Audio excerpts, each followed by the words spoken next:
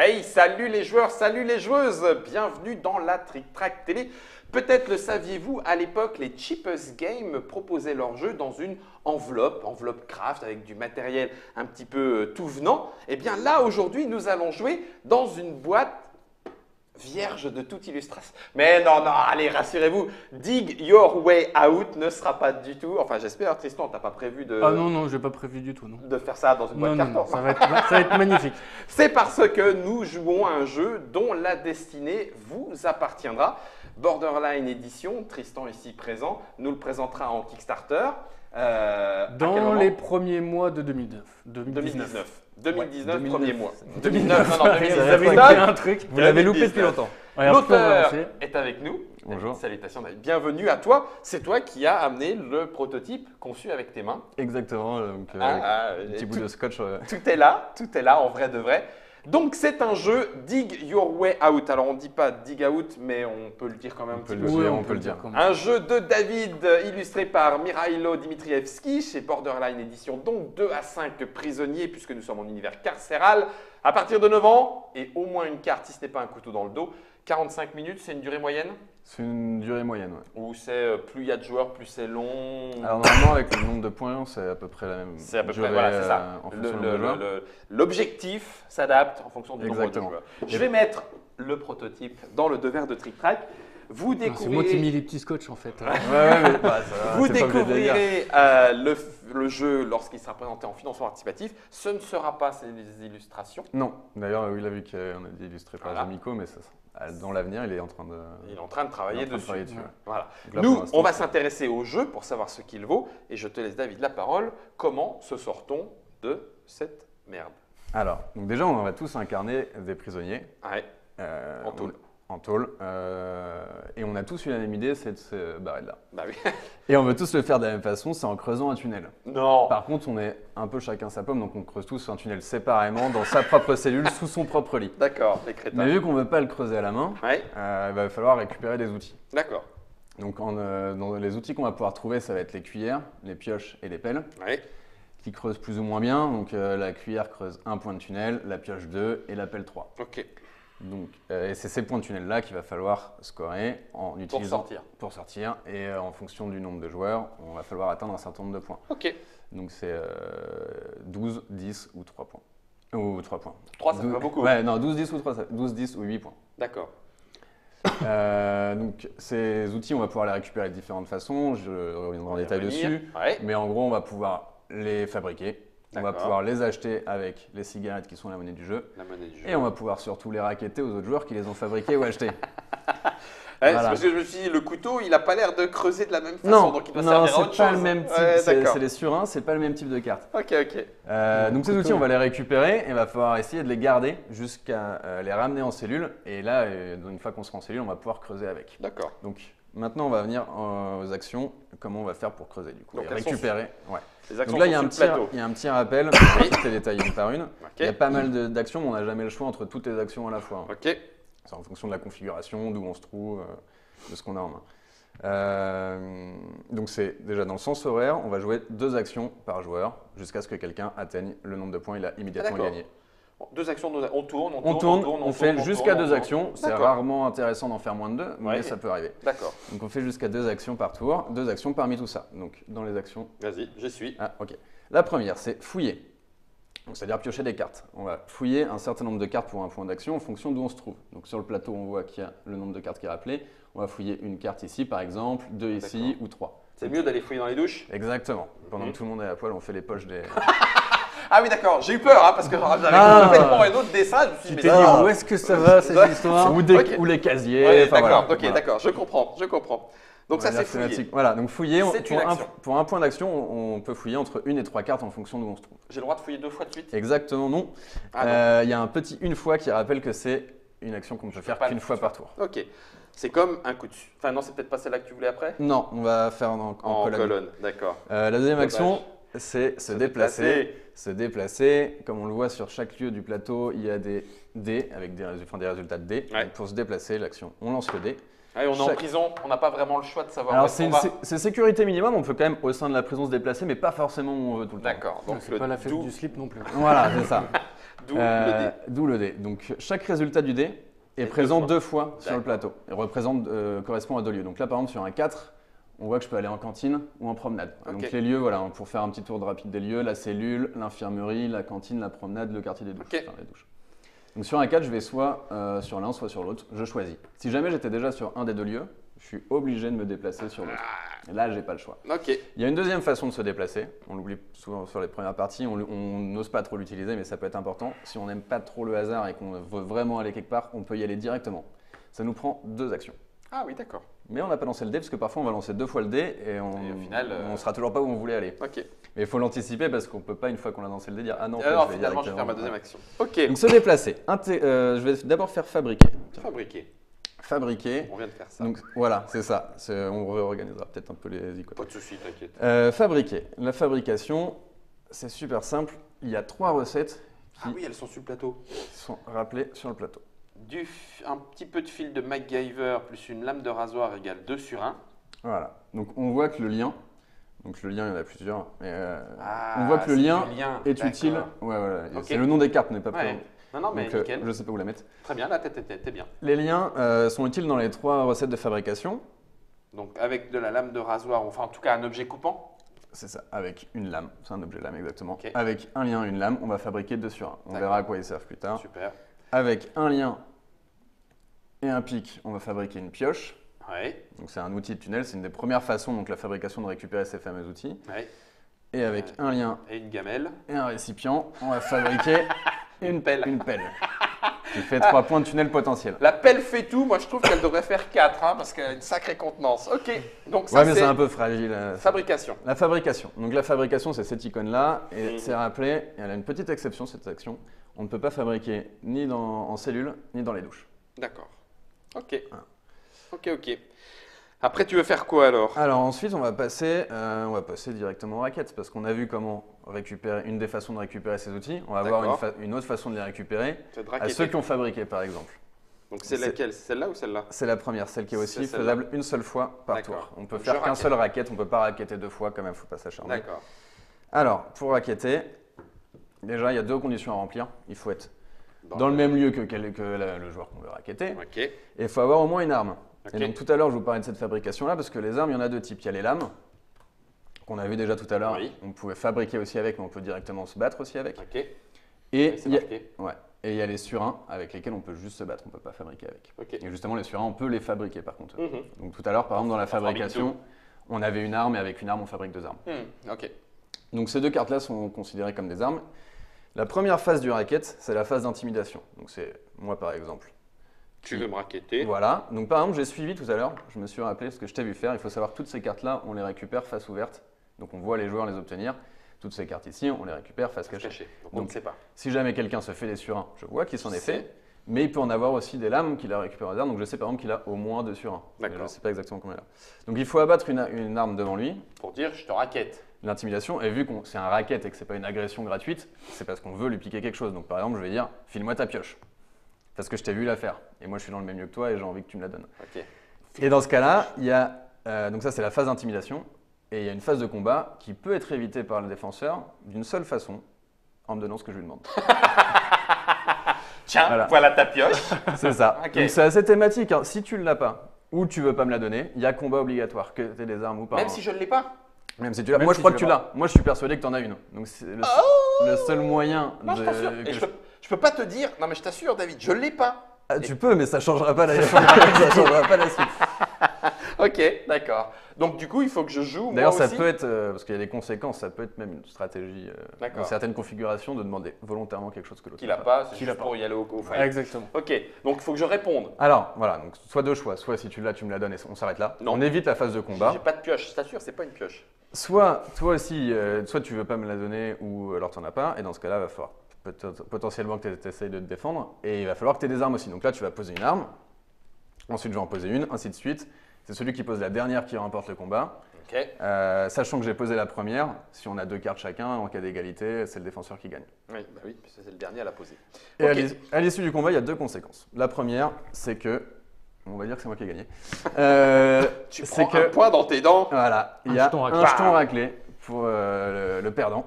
On verra plus tard ce que ça fait, mais en gros, enfin si on peut en parler maintenant d'ailleurs. Vas-y. Pour un jeton raclé, on ne peut plus fabriquer nulle part. Vu qu'on a déjà vu l'action fabrication. Donc en fait, on meurt pas dans le jeu. Ok.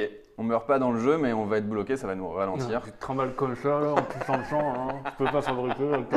Il te manque une main, quoi. Voilà. Pour 2 jetons raclés, tu peux plus creuser et plus construire. Creuser une action qu'on verra plus tard, mais effectivement, c'est l'action qui, spoiler, c'est l'action qui permet de gagner. Ah oui, je comprends. Et donc, on ne pourra plus marquer de points. Ok. On verra plus tard comment on les enlève ces raclés. Il faut juste savoir que c'est 2 raclés maximum. Même si on peut continuer de se faire taper dessus, mais on est déjà au plus mal. On se croirait dans Shawshank Redemption. Ouais, j'aimerais vous dire qu'il s'en est bien sorti, mais non, vraiment, il en a pris plein la gueule. Ok. Il reste deux actions qui ne sont pas des actions de lieu, parce qu'après on va voir les actions de lieu. Ouais. Intégrer un gang. Alors, les gangs, on en a 4 ici. La Bradva, les Bikers, le cartel et le crew. Ils ont chacun 3 accessoires. Donc déjà pour expliquer ce que c'est que les gangs, c'est des petites cartes bonus qui vont donner un bonus permanent qu'on va poser à côté de son plateau. D'accord. Et qui va, dans certaines circonstances, voilà, nous donner des bonus. D'accord. Elles sont toutes différentes, il y en a 3 par gang. Ah, c'est pas les mêmes dans chaque gang? Non. Voilà, donc on fait un setup. On fait un setup au début. Quand quelqu'un va intégrer un gang, il va révéler une nouvelle carte en dessous qui sera disponible pour tout le monde. D'accord. Le crew, visiblement, il fournit des cigarettes. Hein. Exactement. Le crew, ils ont chacun leur style. Voilà. Okay. Ils ont un peu chacun leur spécialité. Le crew, ça va être des bonus de cigarettes, qui est la monnaie du jeu. On verra plus tard à quoi elles servent. Le cartel, ça va être des bonus d'attaque. Ok. La Bradva, c'est le pendant du cartel, c'est le bonus de défense. Ok. Et les Bikers, c'est des bonus sur le déplacement. D'accord. Au sein de la prison, ils se déplacent un peu plus facilement. Ok. Donc sauf pour les intégrer, oui. C'est ça, pour les intégrer, puisque je vois qu'il y a des objets, donc faut porter la tenue. En fouillant dans les différents lieux, on a vu qu'on pouvait récupérer les objets pour fabriquer, on pouvait récupérer les objets pour se taper directement. On peut aussi récupérer des accessoires. Donc là, par exemple, ici, on a une casquette. Est-ce que ça va avec ça? Non, ça ne va pas avec ça. La casquette, ça dépend. Tu veux aller chez crew ou cartel? C'est ça, peu importe. Ah si, ça va avec ça, pour le cartel, voilà. Donc, il en faut 2 différents parmi les 3 objets du gang. D'accord. Donc là, on voit qu'avec la casquette et la montre, on pourrait les défausser. Donc la défausse se fait toujours ici, face ouverte, comme ça les autres joueurs peuvent vérifier qu'on ne triche pas quand même. Ouais. Et on va prendre le cartel. Et là, par exemple, lorsque vous raquettez un joueur, vous pouvez cibler un joueur situé sur un lieu adjacent au vôtre. D'accord, tu attaques à distance. Exactement. Les potes du cartel. Et en dessous, il y en aura un nouveau. Ok, voilà. Ça marche. Donc ça, c'est intégrer un gang. Intégrer un gang. Tu ne le fais qu'une fois? Alors non, on peut le faire déjà dans tous les lieux, on peut le faire plusieurs fois, c'est juste qu'on n'a qu'une seule carte active à la fois. Donc si on réintègre un gang, ou même le même gang, mais pour choper un autre pouvoir, il remplace l'ancien, mais l'autre est défaussé. Ok, d'accord. On en a qu'un seul donc tu défausses les cartes qui vont avec. Exactement. Et il reste Alors, ça, c'est jouer une carte action. C'est la plus simple à expliquer. Il y a des cartes comme ça qui sont noires. Action. Et jaunes. Là, déjà, j'ai mal. Aïe, serrer les fesses. J'ai sorti la veille. T'as fait exprès. Fouille au corps. Donc, ça te demande une action. Voilà, ça coûte une action. C'est jouer une carte en gros. Et c'est les seules cartes dans ce deck de fouille qui ont un texte. Donc, si on joue la carte, on applique son texte. Je ne vais pas les expliquer, on va peut-être les découvrir en jeu parce qu'il y en a 5. Ça chatouille un petit peu là sur ma droite, un petit peu plus à gauche. Ok, donc ça c'est les cartes actions. Exactement. Et voilà. Donc sauf que maintenant, il y a des tas de trucs sur les lieux qu'on n'a pas encore vus. Exactement. En plus de toutes ces actions-là qui sont plus ou moins, à part la fabrication qui a une restriction, qui sont faites partout, il y a des lieux qui ont leur action spécifique. On va pouvoir faire que si on est dans ce lieu-là. Il y a, je vais commencer par la cellule puisque c'est le but du jeu. En cellule, on va pouvoir creuser. Donc ces fameux outils qu'on aura fabriqués, pour l'instant on sait déjà comment les obtenir en les fabriquant, on sait comment les obtenir en les piquant aux autres joueurs. Ouais. On va les avoir en main, mais tant qu'on les a dans sa main, on peut se les refaire piquer sur le chemin du retour. Il va falloir réussir à revenir en cellule. Et là tu les craques. Pour un point d'action. Le plus vite possible. Ouais. Pour un point d'action, on creuse avec une carte outil. D'accord. Donc ça veut dire que par exemple, si j'avais, on ne sait pas encore comment on les utilise, comment on les récupère, mais si j'avais 3 cuillères qui font 3 points, il me faut 3 actions pour creuser mes 3 cuillères, alors qu'avec une pelle, je fais 3 points en une fois. Donc ça va beaucoup plus vite à la pelle qu'à la cuillère. Bah oui. Ne pas sous-estimer la cuillère. Ça peut être le pouvoir de la cuillère. Ça peut être le petit point qui manque. Ça peut être le petit point qui manque. Par exemple, dans les parties à 10 points, 3 pelles, une cuillère, c'est réglé. Gagné. Et si on commence par la cuillère, tu les mets ici, face visible, et tu sais un peu, enfin je dis exprès un peu comme au millboard, mais en fait tu sais à chaque fois où en sont tous les autres Exactement, joueurs. C'est du visible. C'est du visible et on ne peut pas les enlever. Hein. C'est des points. En fait, thématiquement, l'outil il est cassé, mais on a commencé un petit peu à creuser. Avec et tout, c'est fait. Donc ça, c'est l'action spécifique ici. Et donc je le rappelle, pour 2 raclés, on ne peut plus faire cette action. Donc là, il va commencer à falloir se soigner et c'est une transition parfaite pour le lieu de l'infirmerie. Allons à l'infirmerie. L'infirmerie, super simple, pour 1 point d'action, se soigne d'une raclée. Donc 2 raclées, ça nous prend 2 points d'action. Ok. Il reste les douches qui n'ont pas d'action spécifique. Donc les actions sont reprises sur le plateau impeccable. Qui n'ont pas d'action spécifique. Le bonus, c'est qu'on peut piocher 3 cartes. Oui. La cantine qui a comme action. Si je chopais des cuillères. Exactement. Donc les cuillères, c'est lent, mais c'est facile. Pour je 1 point d'action. Pourquoi il y a la fouille au corps en fait, parce que visiblement les cuillères disparaissent vite du réfectoire et je me demandais où est-ce qu'on les planquait. Ça peut être une stratégie, hein. Si tu veux faire le cuillériste, tu fais ton trou qui a la petite cuillère. C'est ça. C'est une stratégie. Hein. Après, c'est un peu compliqué quand même de faire trop la cuillère, mais c'est un peu long, mais c'est discrètement. Les cuillères, on va les raqueter aussi qu'une par une. Oui, c'est vrai. Donc, c'est long. Donc pour 1 point d'action, on vole une cuillère. On la prend dans sa main. Ça marche. Voilà, super simple. Il reste la cour. Il reste la cour de promenade. Et les clopes. Et c'est là justement, les clopes dont on en parle depuis tout à l'heure, c'est les bonus du crew. À quoi elles servent? Elles servent en promenade. Puisqu'en promenade, il y a 2 actions spécifiques qui sont liées entre elles. C'est la vente et l'achat. Ok. Alors la vente d'abord. La vente, on va pouvoir, donc toutes les cartes dont on parle depuis tout à l'heure, les accessoires, enfin non, ça c'est des outils de craft, les accessoires, il y en a là, voilà. Un petit Playboy. Ah mais c'était la surprise, mais allez. Je me disais, en prison, ça m'étonnerait qu'il n'y ait pas un moment… Bon alors ça c'est une carte objet rare qui ne sert qu'à ça. Elle sert qu'à être vendue, mais elle se vend plutôt. Super bien. Ah, c'est pas Playboy, pardon, c'est Playmay. Ouais, on a une question de copyright. D'accord, ok, d'accord.